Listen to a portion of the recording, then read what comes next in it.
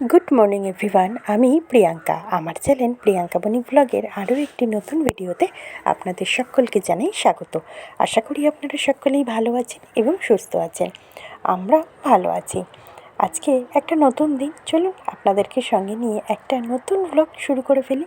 তবে আজকে ঘুম থেকে উঠেই দেখি বাইরেটা বেশ কুয়াশাচ্ছন্ন ছিল আর আকাশেও মেঘ ভর্তি ছিল। সূর্যি মামার আলোটুকু এসে পৌঁছালেও রোদের তাপটুকু এসে কিন্তু এখনও পর্যন্ত পৌঁছায়নি। তো যাই হোক, সকালে ঘুম থেকে উঠে একটু ছাদে গেছিলাম যে গাছগুলির কী অবস্থা দেখতে। উঠেই দেখলাম বেশ সুন্দর একটা ফুল ফুটেছে, আর দেখেই মনটা বেশ ভালো হয়ে গেল। তারপরে দেখলাম পুকুর পাড়টা বেশ আজকের কুয়াশাচ্ছন্ন ছিল, আপনারা তো দেখতেই পাচ্ছেন। আর তারপরে নিচে নেমে এসে কাচাকুচি কমপ্লিট করে স্নানটা সেরে ফেলে আবার ছাদে এসে জামা কাপড়গুলি মেলে দিলাম। আজকে বড় মেয়ের স্কুলের সোয়েটারটা কেচে দিয়েছি, কেন ও বললো, মা আমি আর স্কুলে সোয়েটার পরে যাব না। আসলে দুজনেরই তো ডে স্কুল, তাই সোয়েটারটার আর দরকার মনে হয় হবে না, তাই জন্যই কেচে নিলাম। কেন এগুলি আবার তুলে ফেলতে হবে, শীতের পোশাক আর গরমের পোশাক আবার বার করতে হবে। তো এক এক করে আমারও কিছু চুড়িদার ছিল, কিছু বলতে আজকে একটাই কেচেছি, আর বাদবাকি জামা কাপড় তো রয়েইছে টুকিটাকিগুলি। তো যাই হোক, কেচে কুচে স্নান সেরে ছাদে এসে মেলে ফেলছি জামা কাপড়গুলি। তো এখন জামা কাপড়টা মেলে নিয়ে নিচে চলে আসব। আজকের টিফিনের তাড়া একটু আছেই, আর রান্নাটাও সেরে ফেলতে হবে। তবে আজকে আপনাদের দাদাভাইয়ের ছুটি, তাই খুব একটা অফিস যাওয়ার তাড়াটা নেই। আর আজকের বাড়িতে একটু মিস্ত্রিও কাজ করবে, তো সেই কারণেই সব মিলিয়ে একটু বিজি থাকবো বটে। তো নিচে নেমে এসে রান্নাঘরের জানলাটা খুলতেই দেখলাম জেঠিদের বাড়িতে খুব সুন্দর পিঙ্ক কালারের জবা ফুলগুলি ফুটে গেছে। আর তারপরে আমি ডিম টোস্টও টিফিনে বানিয়ে ফেলেছিলাম, মিস্ত্রি দাদাদেরও দিয়েছি আর মেয়েকেও স্কুলে দিয়ে দিয়েছি। আর আজকে প্রথমেই বসিয়ে দিলাম মাছের তরকারিটা। আজকে রান্না বেশি কিছু করব না, মটরশুঁটি দিয়ে টমেটো ধনেপাতা দিয়ে কাটাপোনা মাছের ঝাল করব। আর আজকে প্রথম গরম পড়তে না পড়তেই আপনাদের দাদাভাই এঁচড় নিয়ে চলে এসছে, তাই এঁচড়ের তরকারি করব। তো চলুন দুটো রেসিপি দেখে নিন, আপনারাও একদিন ট্রাই করতে পারবেন বাড়িতে। তো মাছগুলি প্রথমে ভেজে তুলে নিচ্ছি, আর মাছগুলি তো আমাদের বাড়িতে আপনারা সবাই জানেন বেশ কড়া করে মাছ ভাজা হয়ে থাকে। তো প্রত্যেকটা মাছই একটু কড়া করে ভেজে তুলে নিলাম। তবে আজকের মাছে আমি পেঁয়াজ রসুন দিইনি, আদা জিরে বাটা দিয়েই করেছি। তো চলুন রেসিপিটা দেখিয়ে নিন। মাছটা ভাজা কমপ্লিট হয়ে যেতে সেই মাছ ভাজার তেলেই কালো জিরে ফোড়ন দিয়ে দিলাম দুখানা টমেটো কুচি। তারপরে দিয়ে দেবো একটুখানি আদা জিরে কাঁচা লঙ্কা বাটা, একটুখানি বলতে পরিমাণ মতন, আমার মাছ যতগুলি ঠিক সেই পরিমাণ মতনই মশলাটা দিয়েছি। আর তারপরে মটরশুঁটিটাও দিয়ে একটুখানি ঢাকনা চাপা দিয়ে দেবো, যাতে টমেটোটাও একটু মেল্ট হয়ে যায় আর মটরশুঁটিগুলোও একটু সিদ্ধ হয়ে যায়। তবে মনে হয় লবণ দিয়েছিলাম, এখন না ভুলে গেছি।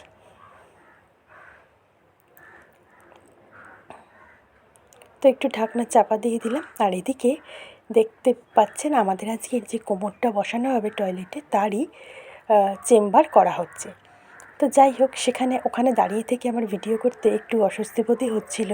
ওনারা একদম মাটি মেখে গেছে, কাজ করছিলেন ঠিকই, তাই সামান্য একটু ভিডিও করেই আমি আবার ঘরে চলে এসেছি। তো এখন আমি দিয়ে দিচ্ছি পরিমাণ মতন লবণ, আর ঢাকনাটা খুলেই দেখলাম টমেটোটা খুব সুন্দরভাবে মেল্ট হয়ে গেছে আর কড়াইশুঁটিগুলিও হাফ সেদ্ধ হয়ে গেছে।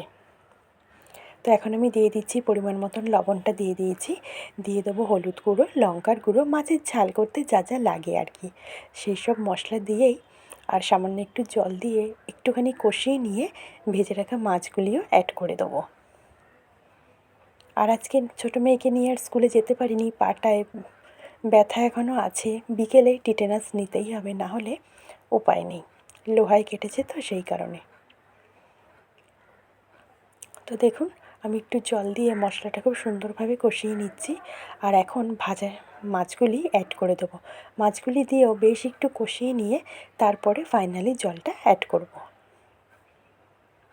আর যেহেতু মাছের ঝালের মধ্যে অন্য কোনো সবজি বা আলু কিছুই দিইনি, তাই মাছের ঝালটায় আমি অল্প জলই দিয়েছি, যাতে মাছের ঝালটা তাড়াতাড়ি হয়ে যায়। দেখলেন, আপনাদের একটু কাছ থেকে দেখিয়ে দিলাম মাছের ঝালের মশলাটা বেশ সুন্দর কিন্তু কষে গেছে, আর মশলা থেকে তেল ছিঁড়েও এসছে। তারপরে এই জলটা অ্যাড করলাম। তবে মটরশুঁটিটা সেদ্ধ হবে একটু। তো চলুন ঢাকনা চাপা দিয়ে দিলাম। এবার ঢাকনা খুলে ওপর থেকে ধনেপাতা ছড়িয়ে দিলেই আমার মটরশুঁটি দিয়ে কাটাপোনার ঝাল রেডি। শীতকালে কিন্তু মাছের মধ্যে মটরশুঁটি দিয়ে ঝাল করলে বেশ ভালোই লাগে খেতে। তো মটরশুঁটিগুলি সেদ্ধও হয়ে গেছে, আর ওপর থেকে আমি এখন ধনেপাতা ছড়িয়ে দিলাম। এবারে মাছের সাথে ধনেপাতাটা একটু মিশিয়ে নিয়েই গ্যাসটাকে অফ করে দেবো। চলুন আপনাদেরকে একটু দেখিয়ে দিই সামনে থেকে কেমন লাগছে দেখতে। মাছের ঝালটা দেখতেও ভালো হয়েছিল, খেতেও কিন্তু ভালো হয়েছিল। আর এখন বসিয়ে দেবো এঁচোড়ের তরকারি। তো প্রথমেই কড়াইতে একটু তেল দিয়ে তেলের মধ্যে হলুদ দিয়ে আমি কেটে রাখা এঁচোড় আর আলুটা, তবে আলুটা সেদ্ধ করে নিয়েছিলাম, একটু ভাজা করে নেবো। আমি জানি না আপনারা কখনো এঁচোড় ভাজা করেন কি না, তবে আমি এঁচোড়ের তরকারির এঁচোড়টা একটু ভাজা করে নিই, তাতে খেতে না বেশ টেস্ট হয়। তো তেলের পরিমাণটা একটু বেশিই দিতে হয়েছে, যেহেতু এঁচোড়টা ভাজা করব সেই কারণে। আর হলুদটাও একটু দিয়েছি যাতে লাল লাল করে তাড়াতাড়ি ভাজা হয়ে যায়।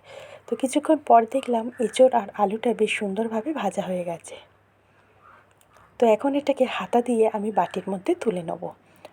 তো বাটির মধ্যে তুলে নিয়ে তারপরে দিয়ে দিলাম গোটা শুকনো লঙ্কা আর গোটা জিরে ফোড়নে। মাছে পেঁয়াজ রসুন দিইনি ঠিকই, তবে এঁচোড়ের তরকারিটা না নিরামিষ ভালো লাগে না, পেঁয়াজ রসুন দিয়ে বেশ ভালো করে কষিয়ে রান্না করি। তবে ফোড়নের লঙ্কাটা একটুখানি ভালো করে ভেজে নিলাম। তারপরে দিয়ে দেবো দুখানা মিডিয়াম সাইজের পেঁয়াজ, খুব একটা বড়ও না আবার খুব ছোটও না। পেঁয়াজ দুটো দিয়ে একটু লবণ দিয়ে দেবো যাতে পেঁয়াজটা একটু মজেও যায় আর তাড়াতাড়ি ভাজাও হয়ে যায়। তবে এই লবণের থেকে কিন্তু চিনির দানা দিলে বেশি তাড়াতাড়ি পেঁয়াজটা গোল্ডেন ব্রাউন হয়ে দারুণ ভাজা হয়ে যায়। তবে চিনিটা যেহেতু এখন দিচ্ছি না, বন্ধ রেখেছি, সেই কারণে একটু লবণ দিয়ে দিলাম। যতই হোক চিনির মতন হয়তো কাজ করবে না, তবু কাজ তো করবে। ওই যে দুধের সাথে ঘোলে মেটানোর মতন অবস্থা। তারপরে আমি একটুখানি মশলা পেস্ট করে নিয়েছিলাম। মশলার মধ্যে দিয়েছিলাম টমেটো, রসুন আর কাঁচা লঙ্কা। আদাটা আজকে দিইনি। তাহলে আজকের এঁচোড়ের রান্নায় কী কী মশলা দিলাম বলুন তো? পেঁয়াজ কুচি, টমেটো, রসুন, কাঁচা লঙ্কা বাটা। এবার বাটা মশলাটা দিয়ে আরেকটু ভালো করে ভাজা ভাজা করে নিয়ে দিয়ে দেবো একটু লঙ্কার গুঁড়ো, হলুদ গুঁড়ো আর একটু কাশ্মীরি লঙ্কার গুঁড়ো, যাতে তরকারির রঙটা একটু বেশ সুন্দর লাল লাল রকমের হয়। আর এমনিতেও টমেটো পেস্ট করে দিলে তরকারির রঙটা কিন্তু বেশ সুন্দরই হয়। তার মধ্যে আবার দিয়েছি কাশ্মীরি লঙ্কা, তাহলে তরকারির রঙটা কিন্তু বেশ ভালো হয়েছিল। আর এঁচোড়ের তরকারিটা কিন্তু খেতে দারুণ হয়েছিল। আজকে প্রথম করলাম, তবে এঁচোড়ের তরকারির সাথে আমের ডাল কিন্তু দারুণ জমে। তবে এখন কিন্তু আমের ডাল খাওয়া চলবে না। আমার শ্বশুরবাড়িতে নিয়ম, মানে আমি দেখেছি আমার শাশুড়ি মাকে, আমার মাকেও নীল পুজোর উপোসে শিবের মাথায় আম দিয়ে পরের দিন আমের ডাল করতো। তো সেটাই আমরা তাই আগের থেকে খাই না। অনেকের বাড়িতেই গরম পড়তে না পড়তেই আমের ডাল শুরু হয়ে যায় খাওয়া, তবে আমাদের বাড়িতে আমি করি না। তো একটু জল দিয়ে ভালো করে মশলাটাকে কিন্তু কষিয়ে নিচ্ছি। তারপরে অ্যাড করে দেবো এখন ভেজে রাখা এঁচোড় আর আলুটা। এবার এঁচোড় দিয়ে তো বেশ অনেকক্ষণ ধরেই কষাতে হয়। এঁচোড়টা যদিও মাংসের মতন করেই রান্না করতে হয়, তাই চিকেন বা মাটন যেরকমভাবে কষাতে হয় একটু সময় নিয়ে এঁচোড়টাও কিন্তু একটু সময় নিয়ে ভালো মতন কষাতে হয়, না হলে কিন্তু তরকারি দিয়ে কাঁচা মশলার গন্ধ ছাড়বে। তো আমি মিনিট 15-20 মতন কষানোর পরে দেখলাম সুন্দরভাবে মশলাটা কষেও গেছে আর তেল ছেড়েও এসছে, তাই জলটা অ্যাড করে দিলাম। তবে এখানে জলের পরিমাণটা অল্প হয়ে গেছিলো, আমি আরেকটু জল দিয়েছি। এঁচোড়টা তো একটু সিদ্ধ হবে। তবে এঁচোড়ের তরকারিটা কিন্তু আজকে প্রেশারে দিইনি, কড়াইতেই হয়ে গেছে।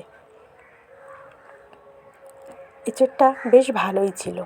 আমাদের গাছের এঁচোড়গুলিও কিন্তু বেশ নরম, প্রেশারে দিতে হয় না, এমনি কড়াইতেই রান্না করতে করতে সেদ্ধ হয়ে যায়। তো কিছুক্ষণ পর ঢাকনাটা খুলে দেখলাম তরকারিতে যত পরিমাণ জল দিয়েছিলাম জলটা বেশ শুকিয়েও গেছে আর তরকারিটা আমার হয়েও গেছে। এঁচোড়টা সেদ্ধ হয়ে গেছে। এখন আমি দিয়ে দিচ্ছি গরম মশলা আর দিয়ে দেবো একটুখানি ঘি। আর এঁচোড়ের তরকারি ঘি গরম মশলা ছাড়া কিন্তু একদম ভালোই লাগে না। আর এর মধ্যে যদি পড়তো একটু চিংড়ি মাছ, তাহলে তো আর কোনো কথাই ছিল না। তবে চিংড়ি মাছ বাজারে আজকের পাইনি, অগত্যা কী করা যায়। পেঁয়াজ রসুন আর ঘি গরম মশলা দিয়ে সেরে ফেললাম এঁচোড়ের তরকারিটা। স্বাদে গন্ধে এক কথায় অতুলনীয় হয়েছিল খেতে। তো এবার ভালো করে মিশিয়ে নিচ্ছি ঘি গরম মশলাটা, তারপরে গ্যাসটা অফ করে দেবো। কেননা ঘি গরম মশলা দিয়ে ফোটালে সেই তরকারির স্বাদ কিন্তু একদম অন্যরকম হয়ে যাবে। তাহলে এঁচোড়ের তরকারির রেসিপিটা নিশ্চয়ই ভালো লেগেছে। আজকের এই পর্যন্তই রাখলাম। ভালো লাগলে অবশ্যই চ্যানেলটা সাবস্ক্রাইব করে পাশে থাকবেন আর বেশি বেশি করে লাইক, শেয়ার, কমেন্ট করে দেবেন। আর ভিডিওটা দেখার জন্য থ্যাংক ইউ সো মাচ। টাটা, ভালো থাকবেন।